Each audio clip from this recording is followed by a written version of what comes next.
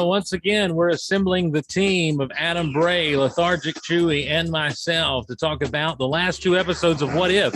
It's zombies and Wakanda on this episode of Geek Out Loud, and I'm sure we'll talk about more.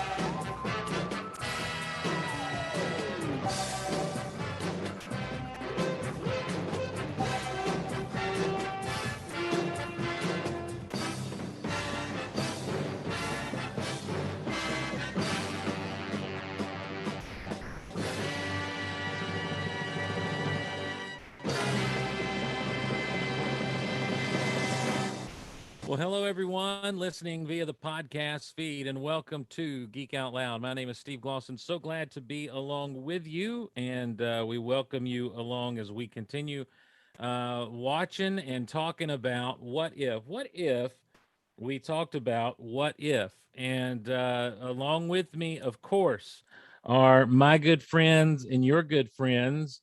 You know him as the author of many, many different books. Adam Bray, how's it going, man? It's good to actually be able to talk to you this time around. Hey, yeah. That was a pity, slow connection last time, but everything's fine here. How are you? Well, I'm doing better. And Tuesday night, Adam and I were supposed to be on at the same time for Rule the Galaxy's 100th episode over on YouTube, and unfortunately, the internet was not cooperating with Adam, and he would come on and just be totally frozen with a big old smile on his face, and then all of a sudden it would be gone. And so it kind of became a game of will it work, will it not? And then and so I ended up last night I got to guest on Rebel Force Radio. And when I got on with Jimmy and Jason, we were having a few audio issues, and I said, well, do I sound as good as Adam Bray? and the guys got a kick out of it. So yeah, they know it too. Also along with us is the captain of the ship himself, the head waiter at the cantina. No, the bartender at the cantina. Yeah, we'll go with that. Okay, the Akmina of the cantina. The B. Arthur of Chewy's Cantina. Ladies and gentlemen, Lethargic Chewy himself, Lucas Butler. How's it going, buddy? Hello, and welcome from the multiverse. Indeed. Yeah, it's this is kind of like a multiverse get together. It's like a crisis on multiple Earths when the Cantina and Geek Out Loud all kind of come together. That's it, buddy. Alternate worlds from the ones we know. So just to stick with the DC theme that you brought us in with tonight. How about old Steel, man? Yeah, it was fun. Kind of putting things together, refreshing my memory. But I was just like, man, I don't know near enough about these guys as much as you guys do with the Marvel. And Steve, I know you know a lot about the DC guys as well, especially if they're connected to Superman. So right. Well, I don't know. I wouldn't say I know a lot. Like, honestly, on the collecting side of things, I had no idea there were that many Steel action figures. Right. Yeah. I never knew they did action figures for the movie. Oh yeah. That was something. I remember seeing those, and then when I dove in, just looking at, there's all kinds of versions of Shaq. I really think they should have had a basketball in one of them. I really do. It would have been cool. I got to tell you straight up. I want to see if I can find some of them to see what are they going for these days. I didn't, I didn't try to buy one. I was just looking at Google images. He's hitting the interwebs right now, folks. Yeah, I'm checking it out to see what's going on over here, just to see if there's anything. $10, but shipping $54.95. So, oh really? Is that what you found? Yeah. Oh, that's typically how it goes down, though. On eBay, yeah, I can't find any of them on eBay. That's crazy. It's been a Maybe ban. I need to narrow down my search. Shaq's bought them all up. So yeah. So, well, we're not here to talk about the Shaquille O'Neal smash hit Steel. We're not. Oh wow! Now serious business right here. Kenner made them.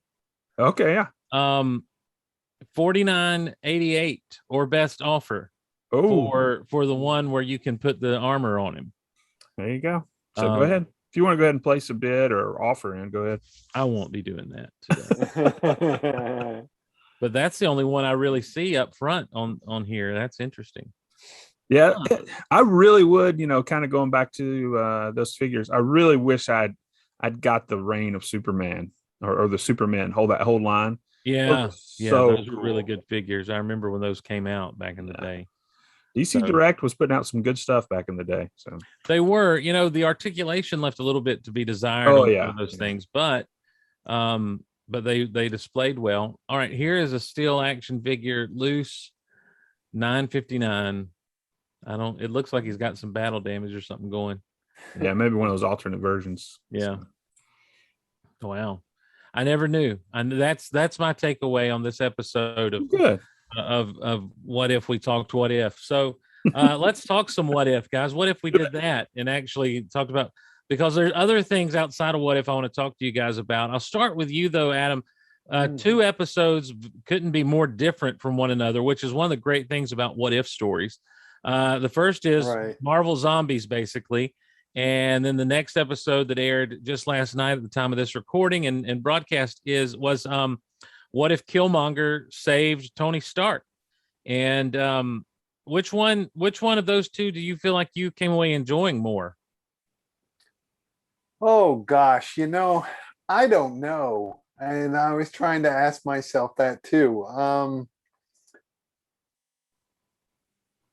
It's hard to say. I like them both for different reasons. I like the second one, which I just watched this afternoon.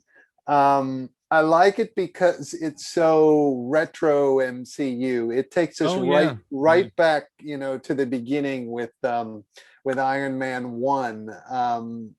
And that's what's been great about this whole series. And then the Wakanda stuff, which who doesn't love Black Panther? But the first one, hey, it's got Spider-Man and it's got Ant-Man, who are two of the most lovable characters in the MCU. And it is genuinely scary. I mean, Marvel does not pull punches with this series. It's genuinely scary. And they kill people in both of these episodes. So, because the first one's so far out, the zombies and stuff. Right. It's really exciting. Maybe I like that one better because of the excitement factor. I don't know. Lucas, what say you, man? They're both. I mean, both are really good. I mean, I feel like they're getting better and better. Both are very dark too. Yeah. I found myself kind of wanting to watch the zombie one more. I've seen both of them twice, and I've watched the zombie one 2.5 times. But I also felt guilty liking as much as I did too. Yeah, because and I'm sure we'll get into it. So I guess if I had to choose the two, I guess I'd go zombie, but both are just so good. I mean, just the subtle stuff as well as the just blatant stuff that was just in your face. But definitely some weird entries into the multiverse, that's for sure. So yeah. Well, I was surprised with the Marvel Zombies that they were able to get as much humor into it as they were, because that's not generally what you expect from the old Marvel Zombies. With the other episode, I kind of disagree with you guys. I didn't really enjoy it all that much. Really? Yeah. I found myself just kind of bored by it. Killmonger to me has not been my favorite MCU villain. I like the look of Black Panther. I like the character of Black Panther, but I just did not dig Killmonger, and I wasn't excited to see him show up and do his thing. And it was fine. I'm not against it or anything, but it just wasn't. To me, it didn't grab me. I had something to say about that. Oh, nice. Well, I've got something to say to you in a minute about some of that. But the Marvel Zombies is the one. I think the deal is I was surprised with the Marvel Zombies. Like, that ended up being more of a surprise to me as to my actual enjoyment of it than the other. And so, and I'm, it had that sense, like you said, of adventure. It had more characters in it, and I'm a big fan of seeing as many of these characters as we can, as often as we can, however we can. But when but it was, you're right, Lucas, like they were or Adam, I think you said they were killing off people left and right in these with like just willy-nilly, which is something you can't necessarily do No. in the MCU proper. Um Yeah. but you also just kind of see the trickle effect and the ramification of things. And I really like the fact with like the Marvel Zombies episode, as you go through it, and we'll just talk that one real quick. I personally like the fact that it opens up with Banner coming to Earth, or Hulk coming to Earth, the way he does at the beginning of Infinity War. And then he steps out and there's Obsidian Black and the Maul, whatever his name is. Yeah. They're there, coming to get the time stone or what have you. And so it all kind of plays out a la Infinity War without everyone showing up until they show up as the zombies. And you kind of forget as you're going through this little adventure with these characters, everything started like it had originally started, at least in space. Thanos is still on his quest for those stones, and he's still out there doing something. And so it's just, and they actually let it end, with zombie Thanos there with the thing. And I like their zombie rules. Apparently the zombies could do magic. If they knew magic before they were zombified, they could still do magic and stuff. So that was an interesting thing. And that made them all the more terrifying. For real. Right. And then Scott Lang, head in a jar. Like funny stuff, when the cloak of levitation goes and begins to hold him up and everything. It's just, so I really to me, it had more surprises and more things. And I really dug it more than I thought it would, because I'll be honest with you guys, I got over zombies a long time ago. And I never cared for Marvel Zombies comics and that sort of thing. Well, you guys live in Zombie Central there. You guys live in ground zero where it all happened. Down at Walking Dead. Yeah, down at Walking Dead territory. For sure. But I don't know, and that's my thing too, is I'm not necessarily a big horror fan. Lucas, and I don't think you are either, Lucas. No, I did when I was doing school stuff, I would take let's just say extended study breaks and binge some shows, and Walking Dead had started to get pretty popular and I hadn't watched it. So I started watching it on my extended study breaks, and I kind of got into it after a while. I'm not up to date or anything. I don't know what's going on in the world right now, but I watched multiple seasons, and I remember kind of getting into it and watching 3 or 4 episodes one day, like when I first started watching it, and then I had to leave the house, go do something. And dude, I was afraid to walk out of the house, because I have a bunch of woods around my house. I thought I'd hear stuff, but I do. You talked about the Scott Lang thing. I do remember, and I don't know what season it was. I know some of the listeners will know. There was one season where you've got this guy called the Governor, and he has all these zombie heads like in aquariums. And so I saw Scott Lang's head like that, even though it was restored, which is another question to talk about, or thought to talk about. I was taken right back to the Walking Dead, to the Governor and his aquarium full of zombie heads.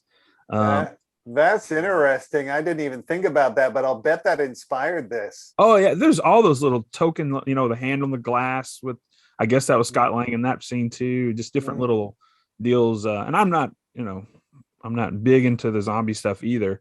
But just some of the things I've watched over the years. But yeah, and I really think, with the whole zombie show deal, just like, when, Iron Man gets killed, Wong gets killed, Doctor Strange, all these guys just get killed, and we just kind of move on quick. And that's just kind of what happens in the zombie world. You just get desensitized by everything. People are dead. Oh, I'm sad. Okay, we got to move on, because if not, you're going to get eaten. So it was tough. Yeah, it had that whole zombie thing going at him, just like The Walking Dead does, when you're traveling from the one thing to the next, and there's the hope for the cure, and you get there, and there's Vision, good old trusty Vision, and so did you see that twist coming with him? No, I didn't. That came as a complete surprise to me, and a, a really interesting insight to his character. That's not. I don't. I don't think we've seen any hint that Vision was capable of making his personality was capable of these kinds of decisions, of these kind of betrayals for love. So it's an insight, if you presume that our universe, Vision is the same as that one at heart, you learn a little bit about what's inside Vision's head and Vision's heart. Well, don't forget when we meet up with Wanda and Vision in Infinity War, he's there with her. They're off together, and he's basically like, "What if we don't go back? Mm-hmm. What if we just stay together?" So right. he was ready to be off the grid with her. Mm-hmm. Like it was he. So but the idea of betrayal, like you do feel like he has a better moral center than that. Yeah. And of course, now he comes around and sacrifices himself at the end, pulling that old stone out of his head and everything. And of course, that shuts everything down and everyone starts. Right. All the zombies start. Here they come. Yeah, here they come. Here they come. Something about this episode, though, that impressed me a little more than some of the others, is that I'd never read any of the zombie comics. I was aware of them. But like you guys, horror is not really my thing. So, though I did watch the first few seasons of Walking Dead and then dropped out, it's not something I gravitate to naturally. But it seems kind of preposterous, how are they going to insert zombies into this and make it feel, to me as someone casual to that, make it feel like everything else, like it belongs here. And it's really interesting to watch this episode, and it feels like our our universe, the 616 could have so easily gone this way, the way they've set it up, because of the way, like you said, of Bruce Banner dropping down, and he could have so easily dropped into this, and the idea of this virus coming from the what do you call it, the miniature, the quantum realm. Yeah, the quantum realm. That the way they've set it up, that could really happen. Now we know probably in the universe proper that virus actually is in the quantum realm somewhere. It's just the one that we know didn't happen to catch it. So that's kind of a scary, freaky thought, but it's brilliant the way it was set up. Yeah, I like you always wonder, well, how's this going to get started? And when it started down in the quantum realm, I thought that was a really cool thing. I like the fact that at the end you've got Hulk fighting zombies. Yeah. And he already proved that his skin was so thick that they couldn't bite through it when Wanda tried to bite him and his arm turned. And so you're right, Adam. There are a lot of things that kind of fit in with the MCU that we know. And how this is one of those that, as far-fetched as it seems, it's one of those things that could have easily taken place in the universe that we know, because it's just the one little thing, like more than anything, it's the one little thing that changed everything. Yeah, really tiny little thing. Yeah. Literally. Literally. Yeah, literally. Yeah. Well, here's one quote though, that when it was said, it sent chills down my spine. You have awakened her, and she has not eaten in days. Yeah. And then you see Scarlet Witch. You're like, oh no. Which then leads to the great line from Scott. Watch out, boys! She's a man eater. He's like, oh, I'm doing it again. Dude, he was on a roll. Wingardium Leviosa. He couldn't help himself. He did do the Harry Potter spell. I forgot about that. Right. That's the thing, is I was really surprised at how funny it was. I thought that was just a great kind of obviously the Marvel Cinematic Universe leans heavy into humor Sure. anyway. Right. But for this to have so much humor behind it was kind of refreshing and surprising to me, for sure. Well, you start right out, with Peter Parker doing his little video journal. Right. Yeah. Yeah. I love it. Like a throwback to Zombieland. I don't know if you guys have seen that. Yeah, well, I'd heard that, but I was just thinking about, because when in Homecoming, doesn't he start that way? Oh yeah, yeah. Like he does the whole video thing in Homecoming. Yeah. But did you catch the different little titles he gave everybody? It's like the last one on the line, like Happy's was boxer, because he was a boxer. The I guess security guy that was the ex-con. It was like a Slavic folklore. It's just one of his special skills. And what was it? Bucky's heavy sleeper. Yeah. And then what's it? Sharon Carter, or is that her name? Sharon Carter? Or, yeah. Eulogies is one of her special skills. Eulogies. It's like, that's funny. Awesome. And they weren't. I mean, and that's the thing, is they weren't scared to. They weren't, like you said, Luke, Adam. They just weren't scared to kill off these people.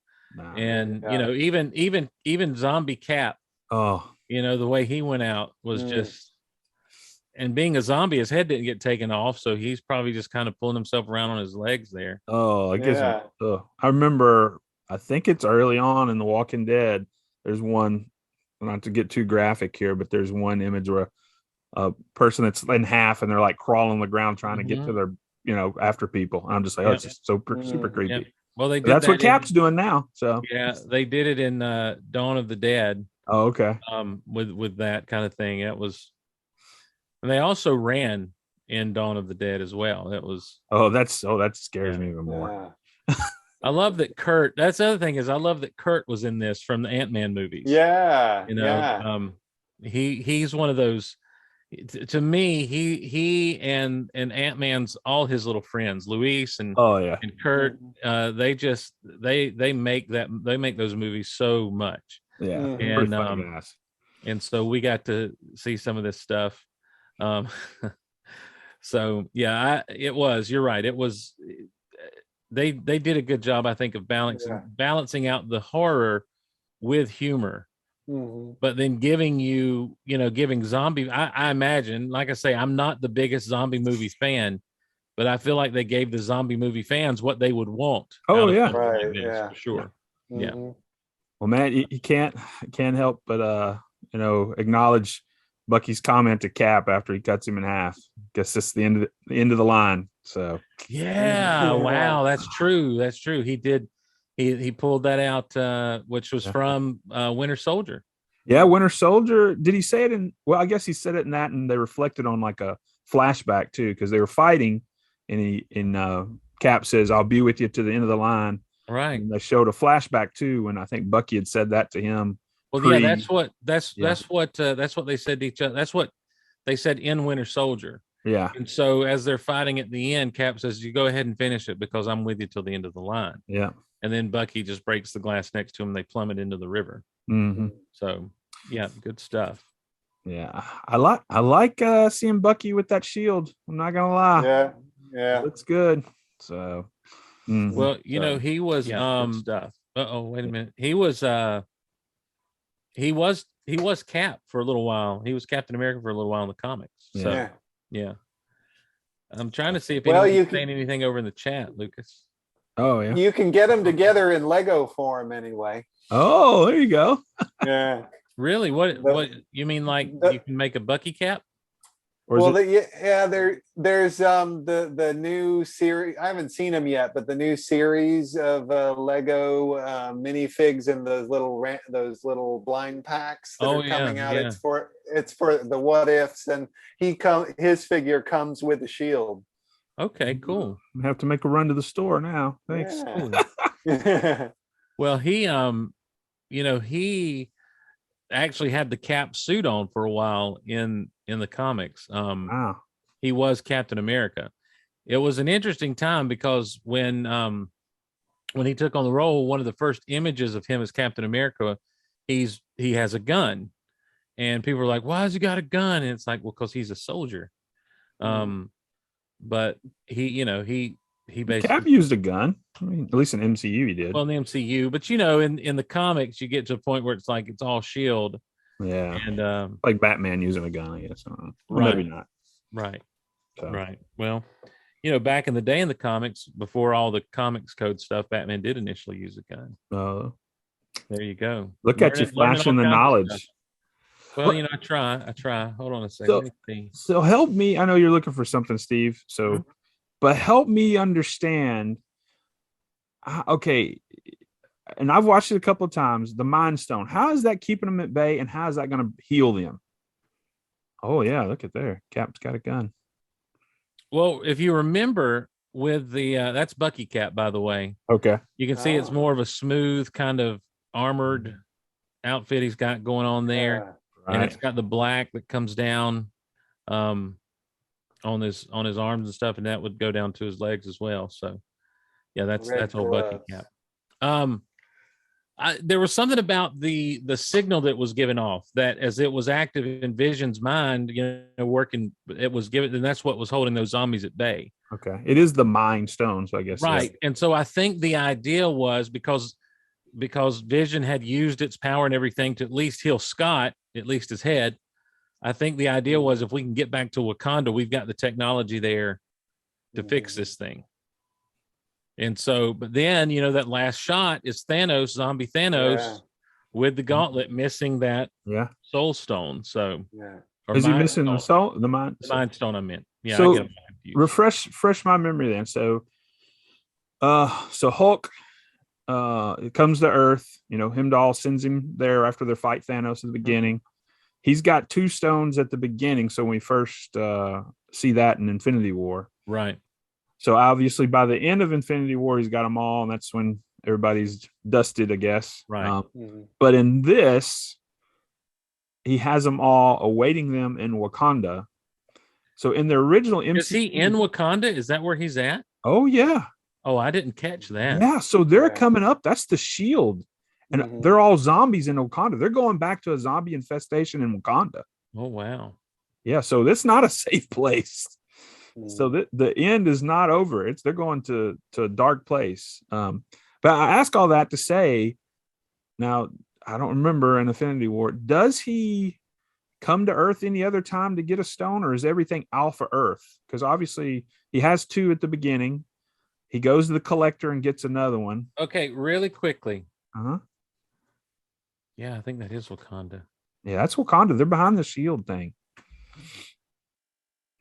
Well, that's not good. Now see, that's classic. That's classic zombie movie. Oh yeah, ending taking away all your hope. Yeah, you got hope. And then all of a sudden, there's a horde of zombies waiting on the Wakanda barrier inside of it. Yeah, and there's Thanos too. So he's made it to Wakanda. Right. So he also got zombified when he got to Earth. Yeah, somebody took a bite out of that leg. He's got. That's right. So yeah, I think that I think what you've got is he had. When we first run into him, he has the Power Stone, right? Yes, I think that's right. Yeah, Power Stone, and then he gets the Space Stone. Is that what the Tesseract was? Yeah, he gets that there on the ship when he kills Loki. Mm-hmm. From there, the whole thing, he comes to Earth to get the Time Stone, or he sends them to Earth to get the Time Stone. But they don't get it. Yeah, they're zombified. So how does he get it? Because Strange is zombified. He gets ate up by bugs. And there it is. It's just laying there. Okay. I mean, I know we don't have to have very whole finish, but I was just thinking, if you lay over the 2 timelines, those what if moments and the ripple effects, how does that affect? Yeah, well, things will get off track, but that means he's also already gone to Vormir to get the Soul Stone. True. So Gamora is dead. Right. And you've still got out in space the Guardians of the Galaxy, because this disease, this zombie thing is obviously confined to Earth right now. Right. So it wouldn't surprise me if we get a season 2 of What If they revisit this and bring in the Guardians and Thor. You say that. Now, I don't know how much stock, and I never really checked into it till you started doing it. The IMDb stuff. Right. there is a second season listed for this. Yeah. No Right. titles, 9 episodes, and it could just be something they do. I don't know. Yeah, that's just that at this point, someone has heard something, Okay. and so they're reporting a rumor. So it's an open source type deal too. So where you can just Yeah, I think so. yeah. Okay. I think so. I just thought that was interesting. Yep. But yeah, it was a really, really cool episode. Again, I felt guilty for not feeling bad when people died. I mean, right. iconic heroes getting their heads cut off, and Falcon got chopped down the middle, and it was just like, what does Winter Soldier say? He goes, I should feel bad, but I don't, or something like that. Yeah, right. right, Well, yeah. because of their little rivalry they've had. Yeah, So right. Well, what about okay, well, let's move on to what if Killmonger rescued Iron Man? Okay. Because this is really interesting to me. Because again, the difference is what Killmonger chooses to do with his life to put himself in a position to be with Tony Stark or to get in good with Tony Stark. Mhm. And, intercepts the whole thing from Obadiah Stane to kill him. And, his plot to kill Tony and everything. And then, so he shows up to save Tony's life, which Tony ends up, just digging him because of how smart he is and everything else that goes on. And meanwhile, like the whole time, Killmonger is the villain. He's the mastermind, and he's masterminding a plot. And I just think that's really interesting because so often we don't, to me, I got sucked in every now and again that, oh, maybe he's going to be a good guy this time. Maybe he's going to be a good guy. Right. And it's hard to tell a story when you know someone's the bad guy and actually suck people into being like, oh no, he's a good guy. So I don't know, that to me, that was the most interesting takeaway of this. I did have one nitpick with it, one big nitpick, and that is when they're talking about a power source for those drones. Tony mentions reducing the size of the arc reactor, and he's like, "Oh, that's a stupid idea." Yeah. But the thing is, I go back to the line in the original Iron Man. Tony Stark built this in a cave with spare parts, and it's because he'd apparently been thinking about it anyway. Mm-hmm. You can't tell me that regardless of the reasons here, that he would have been like, "Yeah, let's go get vibranium," instead of, here, I can do this with the technology at my disposal right now. I can do this within the course of a day or two. Yeah. There's a couple of things. First off, when he does say that about the miniaturized arc reactor, did you catch he's tapping himself on the chest when he says it? I thought that was pretty cool. Yeah. But the other thing is, now, yes, you're right. He probably has got some schematics on it. He's thought about it. But also, he's gone through some serious life experience now in the MCU. He's captured. He's, gone through all these different things. He's rethought everything. He's trying to survive whatever ideas he can get. He hasn't gone through that. If you look at Killmonger rescuing him, he's still a punk. Right. Yeah. I mean, at that press conference, they're asking him all this stuff. And, I wish there was a 4 seasons and whatever. I can't remember all those comments, but I really think that probably changed his perspective on things. He's still prideful. He's still all these things. So he just blows off that idea. Party boy. Yeah, party boy. So, yeah, I don't know. I mean, I see your point, Steve, but I think, too, you have to consider some of that, too. That's true. No. Well, it is what if. It is an alternate universe. That's right. Yeah. What if? Man, definitely. I mean, think about it. No Iron Man. So.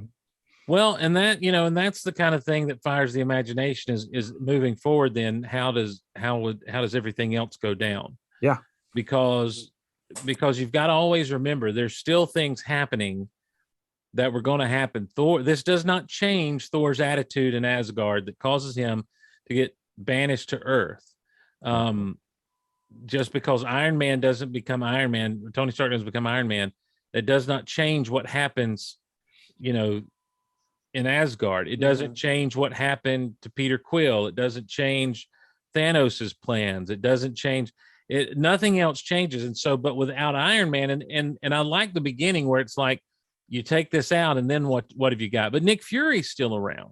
And that's the other thing. The minute Killmonger started making these moves, obviously, they wanted to do the Thunderbolt Ross thing because Killmonger was, a Navy SEAL and everything. But the minute he starts making these moves, this is the kind of thing that you would think would attract Fury, where he'd be like, all right, what's going on here? Right. And he would step in, which, he didn't. And that's fine. That's his business. Yeah. He's the head of S.H.I.E.L.D., not me. Yeah, but you're right. S.H.I.E.L.D.'s around. Yeah. Right. Right. So I think they're also just trying to balance the characters out between the episodes too, because Nick Fury had a big episode, and this might be the only time we see Thunderbolt Ross, so it's a good way to get that character in here. That's true. They do seem to be making a conscious effort to draw on as many people as they can from the MCU, which is kind of cool because there's a lot of seldom people like your Slavic folklore guy that we wouldn't have seen unless they thought creatively to use him. That's right. That's right. Well, I wonder, like at the end, it ends with, of course, the ladies are going to save the world. Pepper and Shuri are getting together and figuring out what they're going to do.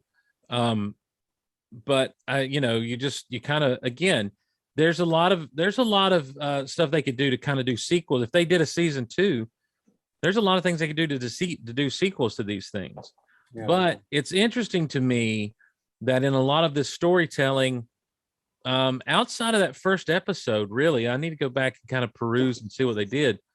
But outside of that first episode, there's not a lot of hope that kind of the first 2 episodes maybe, because T'Challa became a Star-Lord was all light and fluffy. Yeah. Everything else is bleak, other than those. Everything else has been very Twilight Zone-y bleak kind of stuff, hasn't it? Yeah. And yet again in this episode, we see some gut punching deaths. To see Tony Stark, brutally murdered, and Chadwick Boseman. I'll bet that that they must have thought about that. I'll bet that hurt. Making that back in in the studios and stuff. But they went ahead through with it because that's presumably what Chadman would want. So well, and this is one of the things I want to get your guys' thoughts on. That situation, I thought the same thing. I'm like, wow, that must have been kind of rough on them, depending on when all this got finished up and everything. But how poignant was it that when he drinks the Black Panther juice and he ends up basically in the soul world, walking the soul world, it is T'Challa that he ends up talking to. Right. Yeah. And so to me, I was like, that was what was kind of the gut punch to me. Right. Is here is Chadwick Boseman, literally beyond the grave, and then on the screen beyond the grave, having this conversation, and it was really poignant and really, kind of tugged the heartstrings a little bit. Right. But his comments, if I'm not mistaken, on the ship as they're flying back to Wakanda in the zombie one, and then his comments here in the afterlife. I mean, both of them point to the fact that the physical death is not the end, that there's still more to come. There's still, essentially you reap what you sow, as he's talking to Killmonger about it. Yeah. So, I mean, of course, Chadwick Boseman is no longer with us, but he shares that powerful message still, in those characters. Death isn't the end.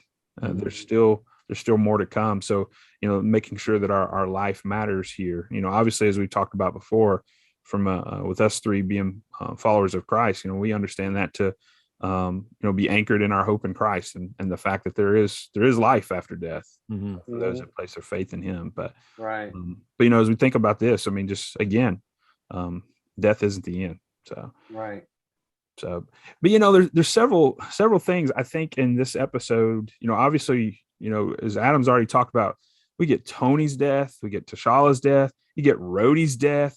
Rhodey was the one that kind of was a gut punch more than anything. Right, yeah. 3 big heroes that are put out. Oh, and there we got Claw. Claw, yeah. I like the comic book version of Claw a little bit better. Right, yeah, it's quite different. The straight up crazy sound, living sound. So as you show that, it reminded me. So I got to thinking, okay, why isn't his arm all jacked up?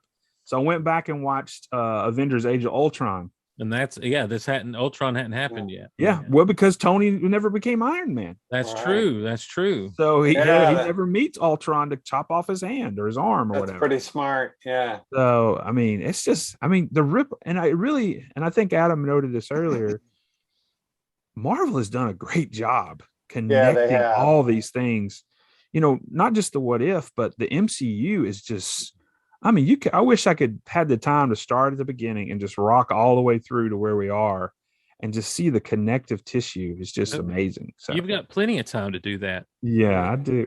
So this is Claw here in the comic. This is Claw in the comics. Yeah. He looks like he's got an ice cream maker on his hand. Well, that is his sound. That's where he focuses his sound through and makes sound solid. Okay. He makes sound waves solid and uses them as a weapon. And I like his He-Man britches too. Yeah, well, and so he a lot of similar stuff, a lot of similar origins and everything tied into vibranium and Wakanda and all, but he in Secret Wars, Dr. Doom found him aboard Galactus's ship, and I forget how he got there, but he basically dissects Claw, and it drives Claw crazy, so he ends up being like this lunatic, and almost funny in a way, but he's like that in MCU. He's he's definitely a lunatic. So, and I think they've made like one figure of him that came in a 2-pack with Black Panther Shuri. Yeah, you know, that's the one. Is that the one you had, Adam? Is that the figure? No. I'm talking about the comic book. The comic version. Oh, gotcha. Yeah, this is MCU version.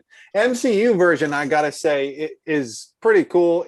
I don't have it on here, but he comes with a separate arm you can plug in, that splits apart with the laser. Yeah. But what's really interesting about him is he's the first one I saw. He actually has this removable vest. You can take it off. So it's got like plastic clothes on. Oh, cool. The next one they did that with was the Infinity War Black Widow with the yellow hair. She's also got a removable plastic clothing. And I think that's something they were testing with the MCU figures, which then now they're doing with the G.I. Joe. That's what nearly all the figures have that. So it's interesting. I don't know what the purpose was with him and Black Widow, why they did that. They must be planning to make other versions of, that character, but it's interesting. Yeah, isn't it? It's like it's business attire and then action attire. Yeah. Casual. It's casual. It's a casual attire. But there's a lot of cool stuff. I think in this episode. I mean, again, dark again. But Steve, I think you talked about it. At the end, you've got Pepper and Shuri teaming up, I guess you could say. But in the real MCU, both of them are at a point of transition as well. I mean, Tony's dead. Black Panther's dead, and they're both. And I don't know what Pepper's status is going to be. We obviously see in Endgame she's got a suit and all this stuff. Is she going to continue that or what? But we know Shuri's going to be the next Black Panther. At least that's my understanding. So, well, yeah, maybe. Who knows? I know there's mixed reviews on that, but did it not puzzle you guys? She seemed a lot smaller than she did. Yeah, younger. So I don't know. Is this look? This is happening in the time frame of Iron Man 1.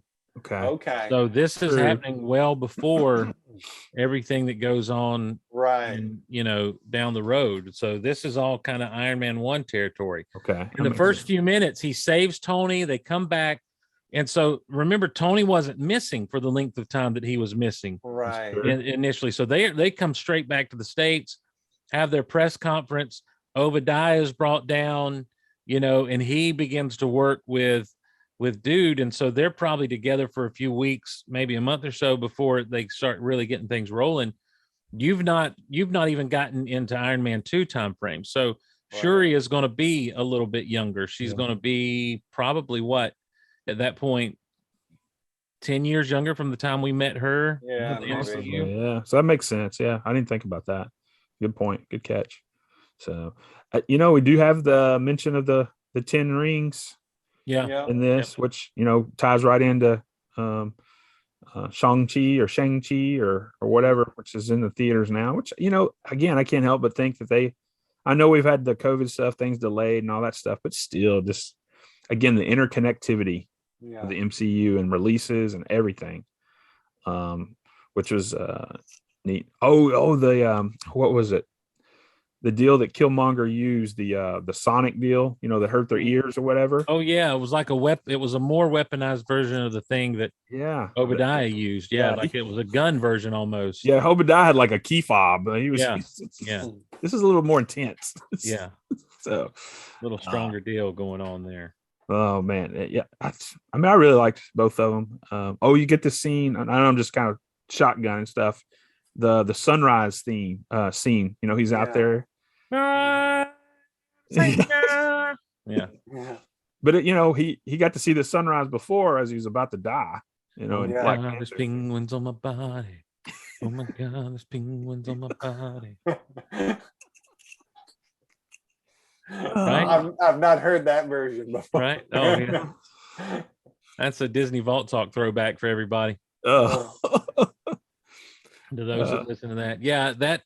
That was I didn't think about that. He actually, that was kind of mirrored his death scene in the movie there. Well, T'Challa's dad's going to get it eventually. So, because he knows that he killed his dad, and even as he's bowing there, he's got that smirk like he's had the whole episode. Like, right. He's a master manipulator, that's for sure. So, it's not again, like you say, it ends in some ways kind of hopeless, but not as globally hopeless. Right. Or does it? I mean, the Wakandas now have an army of mechs, and his goal is to release heck on the rest of the world. So I don't know. So it's dark. on a lighter note, I really got a kick out of it when Tony and Killmonger, they're first starting out, and he's kind of baiting Tony, to build the what do they call it, the Liberator. Mm-hmm. And Tony's like said, yeah, let me see your science fair project. Yes. Kind of condescending. He opens it up and he's like, what is this? And he goes, I'm really into anime. Yeah. Well, we're going to build the largest Gundam model then. That's right. And really, that's the only, I don't remember a whole lot of humor in that one. So other than those little things like that. Well, Tony was definitely the driving force of the humor in that episode. So I don't know that there's a description of what's coming next anywhere. Well, I haven't seen the exact episode, but we're down to 3 more. Yeah, the next week will be episode 7, and then of course 8, and then the big finale in the first week of October. Did you see the mid-season trailer though? I did not. So I did not see. I would encourage you to look at it. Maybe you can do it while we're hanging out here. But the question that's plagued us from show 1, episode 1, was, okay, is there any connectivity to this, or are these just kind of one-off deals? Oh, there's connectivity, because they're going to be bringing the heroes from the different. Stop it. Sorry. Whoa. Sorry. They're going to be bringing heroes from the different multiverses in for some battle. So Captain Carter, T'Challa, Star. I mean, all of them are going to be brought in. So therefore, there has to be some stationary timeline. Maybe it's a sacred timeline or whatever that they're all coming back to. So again, I think it's going to tie into what we saw with Loki and all that. I really do. So there you go. You're going to rock it for us? Go ahead. Let's try to rock it and see what happens. All right. We're watching the mid-season trailer here, Adam. When we can show you all of them. Heroes are forged in darkness, defined by sacrifice. There is still hope for the multiverse. Here we go. Do not back down from a fight. Aye, aye, Commander. Now or never. Zombies, great idea. That doesn't sound ominous at all. Hey! Who needs a plan? I have a shield.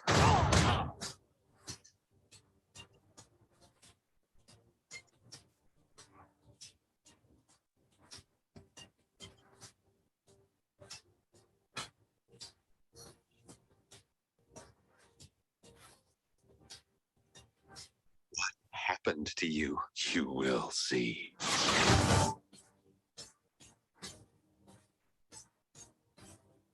the biggest heroes of the multiverse. Or small, if you catch my drift.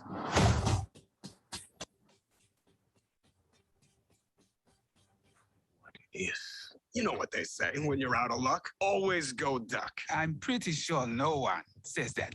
now streaming only on Disney Plus. I don't know. They didn't really show a lot. It just kind of was a lot of recapping Yeah. what we've seen. But I think, if I'm not mistaken, you'd read us the deal from was it? Yeah, I gave some spoilers that we On stumbled 9. into. Yeah, from Yeah, the- which maybe it's them having to. I really feel like they're all going to come back together. They're going to be pulling Right. from the multiverse, these different. So again, there has to be a stationary point they can all come back to, sure. Right. some alternate. Sure. So I Well, think it they're could going be to be whatever timeline they choose to come back to. I would think. Yeah. you know? But it's not the whole, because that was the thing we've talked about. Is there connectivity to this? Well, yeah, Right. there is. So, and I think it is. I think it'll connect to Loki. I really do. Yeah. What's happened there? So, just my thought. So any final thoughts about these episodes? Because I got a couple other things I want to talk to you guys about while we're here. Yeah. I think we're good, man. Those are good episodes. I look forward to the next couple ones. And hey, here's a question: are we gonna do 2? Because there's 3 left. Are we gonna do, in a couple of weeks, do the 2 and then have another one where we watch the final show? Yeah, we'll do the Yeah. finale as one. Okay, cool. Yeah. All right, cool. Yeah. What you got? What's on your mind, Steve? Well, I tell you, the first thing is, and I told Adam I would try to show you guys this tonight. Adam sent me some stuff in the mail, Ooh. which I really appreciate, Adam. And I didn't think about it. I should have just unboxed it here, but in there were a couple of these bad boys. Now these are Stiltman legs. Yeah. I was like, are those nunchucks? What is Nope, that? they're Stiltman legs. I was going to say, I'm going to send my address to you, Adam, if you're sending nunchucks. Yeah. And so I want to show you guys. I already have Stiltman legs, but the great thing about these Yeah. is you can stack them up taller. Oh, So I want to show you what he looks like now Awesome. oh God! without him. How many so- how many legs do you have on it now, Steve? Just the one set. Okay, so that's just one set. Okay, Just one set of cool. legs. So he stands, twice as tall basically as your standard 6-inch figure. who's the green guy beside him? Sorry, That is the vault guard. okay. Gotcha. So I got him so I could build this guy up a little bit more. Let's see here. Ooh, Oh, he's just missing the legs, huh? Missing the legs, Yeah. yeah, and that's Ironheart. legless bear. Yeah. Ironheart and the stealth armored Iron Man, which I really don't want those figures, and so That's I'm going to trying be a to cool see if I figure. can get them on. That is neat. Get them Yeah. on the secondary market somehow. I really So- want that bear. I don't know anything about the bear, but it's just looks so cool. cool. I want the He's bear. Ursa Major, man. He's Yeah. part of the old Winter Guard situation. Oh, okay. So I'm going to now put the other legs on him. But while I do that, let's I want to see, Adam, did you get to see Shang-Chi yet? I did. I greatly enjoyed Shang-Chi, and I've got 2 of these guys. There you go. I got mine loose here. Okay. I haven't opened mine. I've still got Katie coming. She hasn't arrived. I guess she got delayed. Does she come with Morris? Yes, she does. Yeah. Nice. Well, Lucas, how did you got to see it? What'd you think? I liked it a lot. I kind of honestly, I came in with low expectations. Mm. Sure. Did I hadn't heard a lot. I wasn't familiar with the character, and from the beginning, I was like, "Yeah, I'm digging this." It was Mhm. good. It was fun. I enjoyed it. I loved seeing Wong in there and everything. I really liked, of course, you've got the supernatural, but it's more of a natural magic, like based in the earth. I mean, and ancient folklore and all this stuff instead Right. of technology, instead of enhanced like metahumans. I mean, magic. I mean, it was really, oh man, it was so cool. So Yeah. cool. Yeah, I was really pleasantly surprised. The 10 rings, I'm really interested because in the comics originally with the Mandarin, his 10 rings were literal rings that he wore on his fingers. Yeah. Okay. And they were a result of, he found them basically almost like Green Lantern from a crashed alien Oh, but they were alien. They were literally alien technology, and each ring had a different power to it. Of course, in the post credit sequence, we find that that those rings are sending out a signal. Right. Now, like as Abba would say, they're sending out an SOS. Send out an SOS.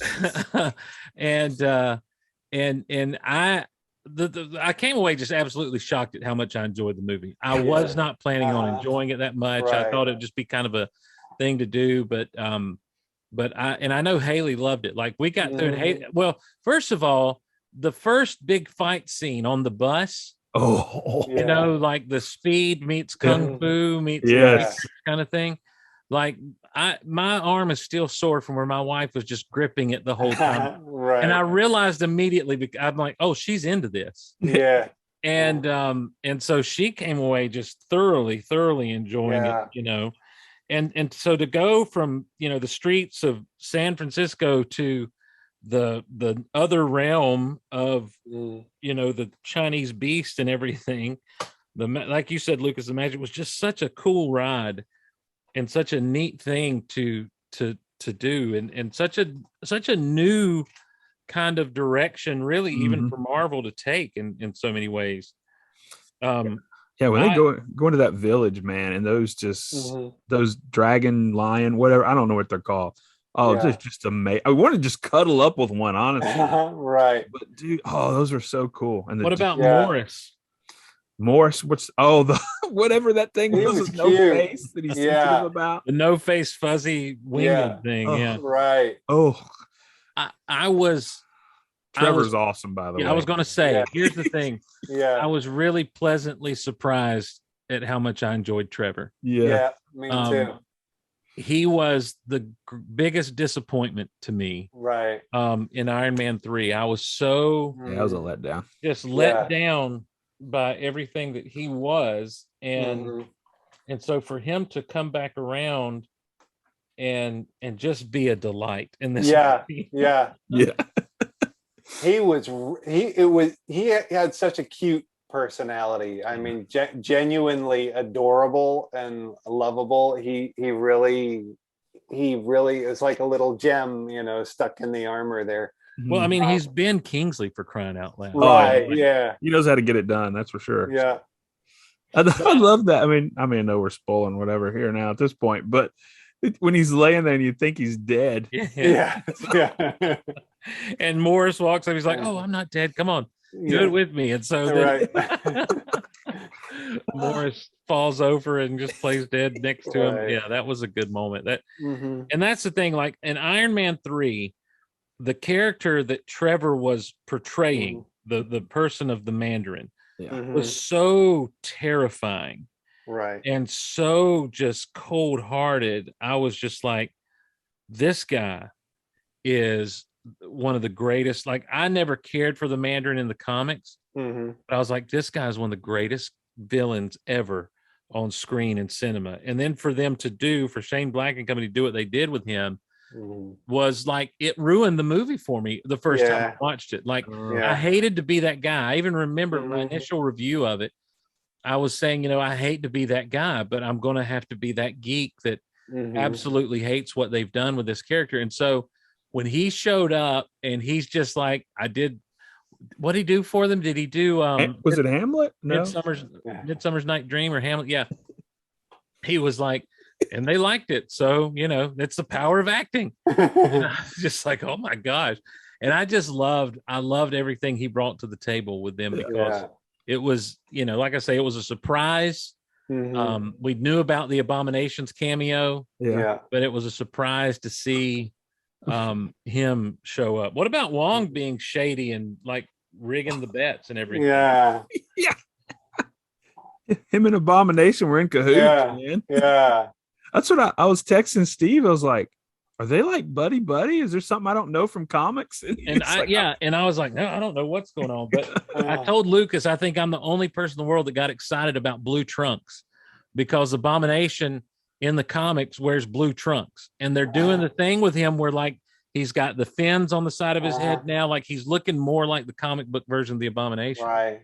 And so I was just delighted, and knowing that he's going to be in She-Hulk, is pretty exciting for me. Then that's a Disney Plus series, right? Yeah. That's correct. Yeah. Okay. Yeah. Now we saw Abomination in which Hulk? The Incredible Hulk, the MCU. The original, yeah. So with Ed Norton. Yeah. Okay. All right. Yeah. And they mentioned him in one of those DVD shorts with what's his name from Agents of S.H.I.E.L.D. It's a funny thing happened on the way to New Mexico or something like that is what it's called, because it opens up with Sitwell and Coulson sitting in a diner talking about going and getting the asset or whatever, and he's like, well, we can't, and they're talking about how Ross wants to use the Abomination, or how they want to use the Abomination or something. He's like, we can't use him, he's unstable. And so what it does is they have their conversation, and Coulson's like, I'll take care of it. It's called the consultant. He's like, I'll get our consultant on it. And then it flashes to the scene from the Incredible Hulk where Tony walks into the bar. And the idea is that Tony infuriated Thunderbolt Ross so much that he refused to let Blonsky out, the Abomination out, to go help them and be part of the Avengers, basically. And so they go after Bruce instead, of course. But so that was called the consultant, is what that was called. A funny thing happened on the way to New Mexico is just Coulson being awesome in a convenience store at a robbery. Someone tries to rob a convenience store while Coulson stopped for gas, and on his way out to New Mexico to the Hammer, and he stops things. And so he goes, I'm gonna step away just for a minute. I'll be right back. Okay. Right. That was a cool thing they did on a lot of the DVD releases, Adam. I don't know if you remember this. They had those one shots, they called them. Yeah. And they were just fun little short films. I wish they'd have continued to do those kinds of things, because those were fun little, quick interconnective tissue that and then of course the whole All Hail the King, the one that they just released on Disney Plus, was much needed. Just to set people's minds at ease about, the whole Mandarin situation. Yeah. And they refer to that. He refers to that scene in this. Right. Yeah. He tells the whole story. Yeah. He basically gives his origin there. Right. What about the whole, I even saw today on Twitter, like someone trying to be the smartest guy in the room. And you know who you are, Dave. And Dave Jones agreed. They're talking about like every Marvel movie being the same or whatever, but still making money. There's a part of me that really disagrees with that. I think that, and as a writer, this kind of thing. Obviously, there are going to be tropes to any comic book, right, or comic book movie. But a lot of these movies, when they're introducing these new characters, you have to do the origin story. It's not like Superman or Batman where we know where they came from. You have to do these origin stories. And there's and when it comes to an origin story, especially a Marvel origin story, there are similar shades of things that go on. But I think where Marvel has excelled a lot of times is in the Act 2. With these characters. But watching Shang-Chi, to me, we'd seen the magic stuff in Doctor Strange, but this seemed like completely something different. This was almost like some type of fantasy or fairy tale or something, So I'm interested on your perspective as a writer. What do you have to say when you see something like Shang-Chi? Am I just missing something? Am I a plebe that doesn't understand that it was the same as everything else in the MCU, or what is that criticism all about, do you think? No, I think it is a very common criticism. I used to say that myself before I got into the MCU, like when the first couple of movies were coming out. And, long after I got into it, my brother would say the same thing, and he hadn't really seen any of the MCU. He said, they're all the same, they've got their two, their small fight, and then the other small fight, and then they got the big end battle, and it's just every movie's the same. And I said, no, it's not. Marvel's different. They make each movie stand out. They're really well thought out. This is a whole different animal than all the superhero movies we saw, in the 90s and the early 2000s. And so I finally convinced him to watch them, and he's like, hey, you're right. I enjoyed these movies, and I'm watching them with my kids, and we're all enjoying them. So we're working our way through them all. Oh, cool. I agree with you on that, but it is, It is a common complaint, and I think it's because there's so many of them. People assume they're going to be that way, and it may seem that way to the casual viewer. Yeah. The casual viewer that's only seen a couple of them. But when you're consuming all of them like we are, you see that no, each one's very different. Like, this one, they made a big deal, much as they did Black Panther, about it, being black heritage, African heritage. Right. This one's, all about the Chinese heritage. And having lived over, in Southeast Asia, and I spent a little bit of time in China, Yep. I really appreciated the nuance of, the Chinese culture in this. It wasn't just, it wasn't just superficial. It wasn't just throwing it out there. It was on a very deep level. Like when he goes to his friend Katie's house and the family's all sitting there at the table, and her grandmother is there, not even his grandmother, it's hers. And he gives the grandmother all the deference, all the attention. He greets her. He's sitting next to her, talking to her. Everyone else in the room is secondary because she is the elder, the matriarch in the family. Wow. And when he leaves, he has to say goodbye specifically to her. And this is exactly what I had to do whenever I went over to my friends' houses in Vietnam. The grandmother or the grandfather, I had to greet, I had to, bow, and wow. And I had to say goodbye specifically to them, and that's what you do.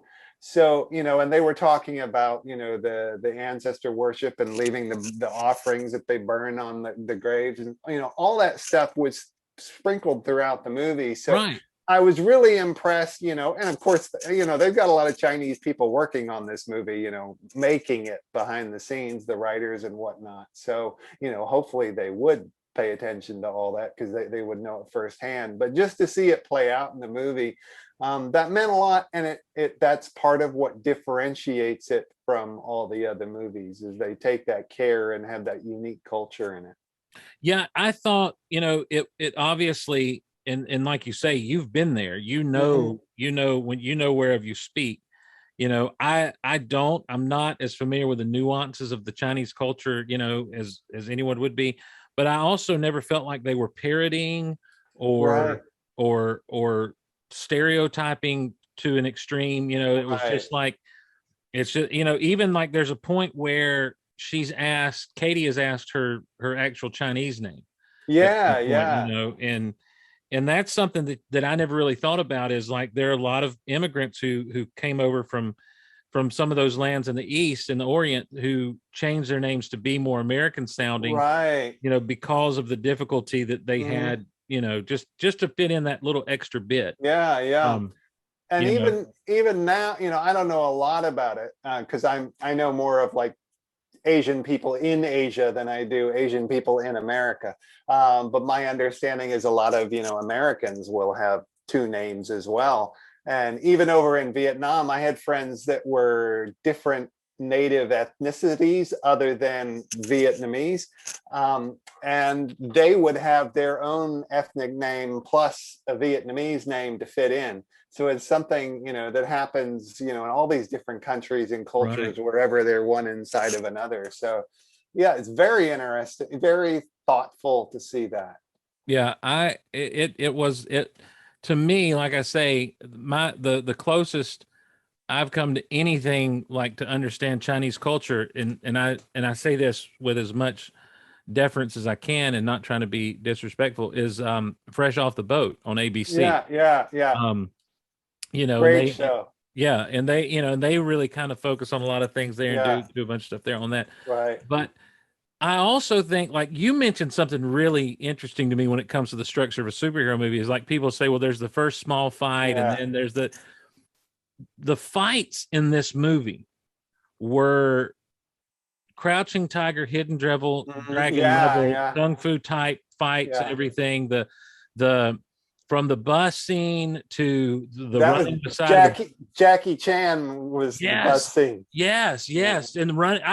I really felt Jackie Chan on the side of the building because the stunts were so big, but all of those kinds of things were getting thrown into this movie Yeah. and being done so well that when they hit you with the mystical side of everything, Right. it was a really strange kind of take. And then that final battle being, super and like the real big bad being the darkness or whatever it was behind the rock, and it was like, oh well, this really, like, the tone changed so much. Yeah. From what was happening to that end battle and everything, Yeah. but you still got the personal battle between Shang-Chi and his father. And so, they still end up doing that thing. And then the shifting back and forth with the rings and all that was going on was just really, really cool to me. And Right. I really did. I came away thinking they've not done a movie like this. Yeah. Even with Doctor Strange and the whole Dormammu, I've come to make a bargain, stuff, and all of the final battle stuff they did there in China, of all places. Right. Obviously, I think that has something to do with selling tickets in that country. Yes. But yeah, just the nature of that film and the way that film worked, and it was so different. And then I got to thinking, when I see that argument too, I go back to other things, other of the Marvel movies. And you're right, there is thought that goes into all of these things to try to set them apart and make them different. And I think that when you just dismiss all of them as they're just the same, one is just the same as the other, or they're just formulaic, I feel like you're being real dismissive of a lot of hard work that goes into the writing of these stories, because from the get-go, Iron Man was a movie. And then Iron Man 2, the follow-up to that, Incredible Hulk, was a different whole, monster, no pun intended. Right. And then when you move on forward to the sequel of Iron Man 2, and then you get Thor, like Thor was something that, it's like Thor was the movie that I looked and said, if they can do this, they can make a good He-Man movie. Right. Because they had all of that Norse mythology and the fantasy stuff, and to pull off Asgard the way they did, and then to bring it back around to Captain America and basically do a World War II movie. Yeah. To me, it's just like, you might have some, like I say, you might have some similar elements in there of what's going on from the point of an origin story, but the backdrop they use to tell that story, all of them being so different and unique, really make it. So when you get to Avengers, it's just whole hog, let's go. It's just let's go, and you go, and it's awesome. And then phase 2 was something to me completely special, because phase 2, you got all these great sequels. Iron Man 3 is a great movie. I had to get over my Mandarin stuff, but it is a great movie. It is. Yeah. And then to me, one of the greatest superhero sequels of all time is Captain America: Winter Soldier. Because you think of what they did with that, they went from, here's this World War II hero in a World War II story, to now it's a spy movie. Now it's a modern day Jason Bourne, James Bond kind of spy action thriller, because of what goes down with Hydra and everything else in that. And then you move through, you get Guardians of the Galaxy, which was really, though all of this is science fiction, Guardians was the first real science fiction movie, as far as a space, when you think of space with science fiction. And it's just like, they hadn't done anything like that. There'd been no Marvel movie like that at that point. So I don't want to litigate every single movie. And I do feel like that Guardians, being the surprise hit that it was, encouraged not only other studios, but also Marvel to kind of lean into that Guardians feel a little too much on some future projects, but it's not enough for me to gripe and complain about. Like that the whole Infinity Saga of the Marvel Cinematic Universe, to me, is just it's one of the highlights of pop culture in my lifetime. Just what they accomplished as a studio when they decided, we've still got these properties that we have that we can use that aren't sourced out to all these other, let's do our thing. And let's, and Feige coming in and saying, let's do this. And with any with any luck, will be able to do the Avengers. Hmm. And that's something no one ever thought would be able to be done, Yeah. And so then it is hard. Like we haven't really talked about Black Widow on this show. Did Mhm. you get to see Black Widow? Yeah. What'd I you feel did. about that? I enjoyed it. I've only seen it once. I thought it was fun. I thought it was refreshing. I went into it with low expectations because it's taken so long from the time it was announced to the time we saw it. I feel like I'd already seen it 100 times. So I didn't know if it was going to have anything new to say since so much time is going on and they've had to reshuffle things around. But I found it delightful. I came away really genuinely liking all the characters in it, caring about them. There were some nice twists in the movie. Yep. That was good, which made me care about the characters even more. Yep. I felt like Black Widow, Scarlett Johansson, really, her character deserved to be fleshed out more. Yeah. She needed that because so many of the other characters have not or have been fleshed out. Hawkeye's one of the others that haven't, and he's going to get his series now. So she deserved her character. The character earned this spot. So I was glad to see it filled in. Yeah. Really enjoyed the end credit scene. I can't remember if there was one or two scenes, but that sets us up for more what's to come. But Yeah. that. Yeah, I had fun. What I liked a lot about it is in the first few minutes of that movie are right here in Rome, Georgia. Mhm. When they're driving away and they're going and they're looking at all the different Americana, like the football field they drive by. Mhm. I can take you right to where they drive by. Oh, There's the bridge with the light up American flag on it. That's right down the road from that Oh, football wow. field and everything. So, and I remember when they were filming, and obviously they just filmed basically B-roll to put behind the actors. So none of the actors were actually in town, but it was just really neat. There's a few intersection stuff where you see, well, this is definitely Rome, Georgia. This is them riding down the road. Cool. But that's another movie I was really surprised with. I didn't think I would care for it at all. Yeah. I think that really the idea for me is how do you follow up Endgame? That to me, it was such a perfect ending to all of this. It was the Indiana Jones and the Last Crusade of superhero movies in so many ways.